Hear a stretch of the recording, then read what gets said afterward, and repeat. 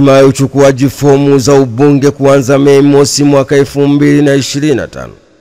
Chama cha Mapinduzi CCM kinawatangazia wanachama wake kwamba mchakato wa ndani wa chama, uteuzi wa wagombea nafasi za ubunge na ujumbe wa baraza la wawakilishi wa udiwani kwa ajili ya uchaguzi mkuu wa mwaka 2025 utaanza rasmi Mei mosi mwaka 2025 kwa ajili la zoezi la uchukuaji na urejeshaji wa fomu za maombi ya kuteuliwa kugombea nafasi hizo.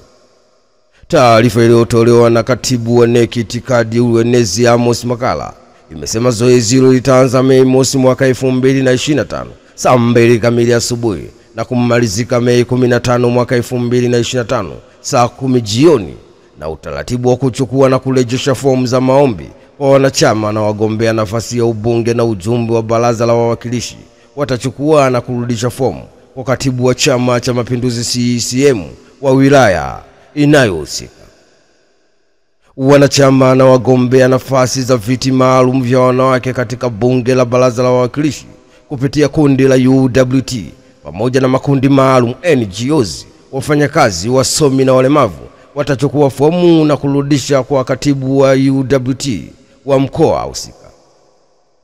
Wanachama wanaogombea nafasi viti maalum vya wanawake katika bunge au baraza la wawakilishi kupitia jumuiya ya UVCCM watachukua na kurudisha fomu kwa katibu wa UVCCM mkoa husika. Wanachama wanaogombea nafasi viti maalum vya wanawake katika bunge la baraza la wawakilishi kupitia jumuiya ya wazazi watachukua na kurudisha fomu kwa katibu wa wazazi mkoa husika.